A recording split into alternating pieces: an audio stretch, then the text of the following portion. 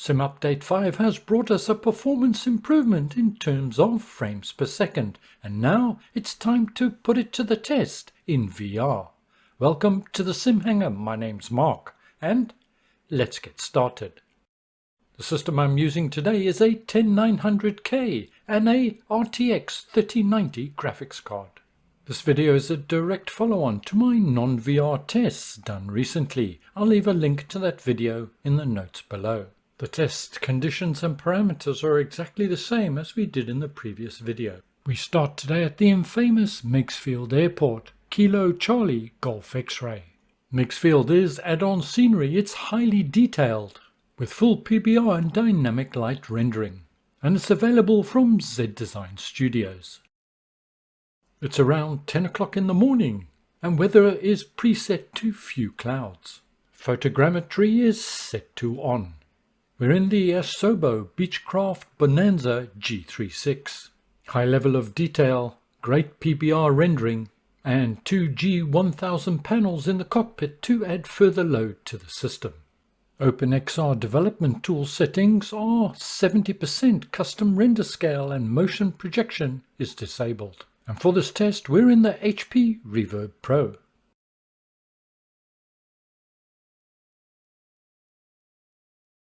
These are the VR graphics settings that I've been using in Microsoft Flight Simulator for day-to-day flight. If you like, these are my set and forget configuration. I found these settings gave me a good balance, regardless of the density in the area that I happen to be flying in. So let's see if SimUpdate 5 has brought about an improvement for VR. We're on runway 36 getting ready for departure, just doing a number of different views just to mix up the frame rate. And right now I'm not seeing any significant improvement, maybe 5 to 10%, 3 to 4 FPS. Let's get going. Whilst these flights are not exactly the same, they are fairly close together as much as my piloting skills will allow. The time set in each sim is between 10 AM and about 11:30 max. And between the sim updates I can note a lighting difference. SimUpdate 5 is definitely lighter in terms of its overall shading. There's obviously been some render changes to optimize performance, but I'm not seeing any major hit in terms of level of detail. Let's just take a moment and have a look at what's happening in terms of memory usage. And they're very similar results to what we saw in our 2D tests. CPU memory for SimUpdate 5 is down to 4.6 gig, compared to just over 13 gig for SimUpdate 4. GPU comparisons are 6.2 gigs compared to 7.4 gigs for SimUpdate 5 and 4 respectively. My frames per second at this stage, SimUpdate 5's got about a 10% advantage. However, flying in VR is very subjective and to some degree very personal. Don't get hung up on the frame rates. It's really about how smooth it feels in the cockpit and how comfortable it is. And SimUpdate 5 for me, well, it's very comfortable. Silky smooth.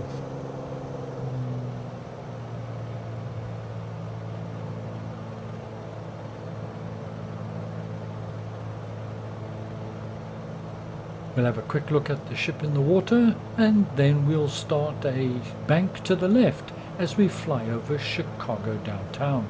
And as we turn, we'll take a look at the ships in the quay. One thing worth noting here is that although SimUpdate 5 frames are not massively ahead of SimUpdate 4, they're certainly more consistent. This significant lower memory usage will be a big benefit to those with medium level systems and particularly those with limited memory on their graphics card.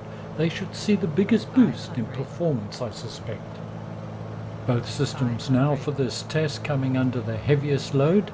SimUpdate 4 doing 34 frames on average here and SimUpdate 5 doing 39. We'll now descend through the buildings and through these towers in front of us and head towards the Chicago Tribune building before increasing altitude and pulling away to end the test.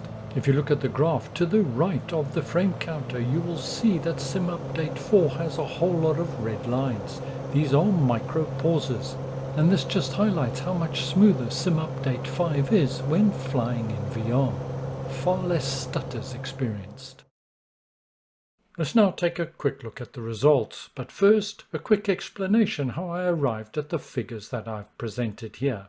Each flight was flown twice. On the first flight I had the in-game FPS counter enabled through the developer mode, and I did a manual estimation of the average frame rate. The second flight was done using the Windows Game Bar FPS counter to verify results. I then took an average of both to arrive at the figures presented here. Sim Update 5 recorded 39 frames, in actual fact it was 39.6, compared to Sim Update 4's 33.2 frames per second. I've rounded down for Sim Update 5 to allow for a margin of error. Whilst 18% is significantly lower than what we recorded in 2D or monitor mode, 18% is still a significant boost for flying in VR. If your VR headset's at a lower resolution, well, you're likely to see a bigger jump in performance. I did some tests with night flying using Sim Update 5, using two different graphics settings. One, the custom setting, which I showed earlier, and also the ultra setting with everything completely maxed out. On the ultra setting it was occasionally dipping below 28-29 frames per second, but overall, well, it was perfectly flyable, but there were numerous micro pauses. I just need to turn some of those settings down just a notch or two. So I've been experimenting with some settings. I've been able to move some from high up to ultra, and some mediums up to high, and so on. Haven't finished all my tests yet, but I'm getting a pretty good performance regardless of the density of the scenery area with these settings at the moment. That 18% improvement in performance is coming in handy. I've also turned the OpenXR development render up to 100% from 70%. So render scale in Sim and in OpenXR is now at 100%, although I might have to move that down to 90% as I continue my tests. I haven't found the need so far to put motion projection on, but I'll certainly be testing that later. If I'm not testing in New York or London, then my favorite destination is definitely Tokyo. Not only because of the density of the scenery here, but also the extent of it. It stretches for miles. I found it to be just about the best for establishing draw distance. And once again, if I can fly here and it's smooth and comfortable, well, I can fly anywhere. And based on the settings that I've just done, well, it's incredibly smooth. I can't believe it. I'm deliberately flying low just to make sure the system's put under load, and I'm also interested to see whether or not part of the rendering optimization has resulted in poorer graphics. But as you can see here, the distance of rendering is fairly extensive, and I'm not sure whether the graphics have been downgraded or not, which is a good thing. That means it's not a major problem.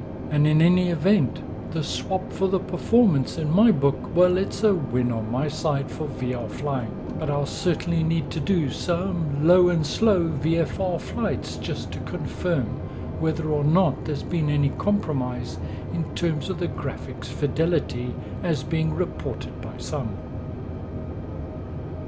200. 100. Perhaps moving the OpenXR render scale up from 70 to 100 has compensated. But I've got to say, in VR, downgrading graphics, well, I can't see it, to be honest. Although I do feel the lighting, particularly in the evening, is not quite as vibrant as perhaps it was in Sim Update 4. Further tests are needed and time will tell, but for me, it's got a big thumbs up. Thank you all for joining me, and I hope you found this both useful and informative. And remember, when testing for VR, I'd recommend turn the frame counter off. It's about how smooth it feels in the cockpit and not about chasing frame rates. Stay well, look after yourselves, I'll see you all again soon, and bye for now.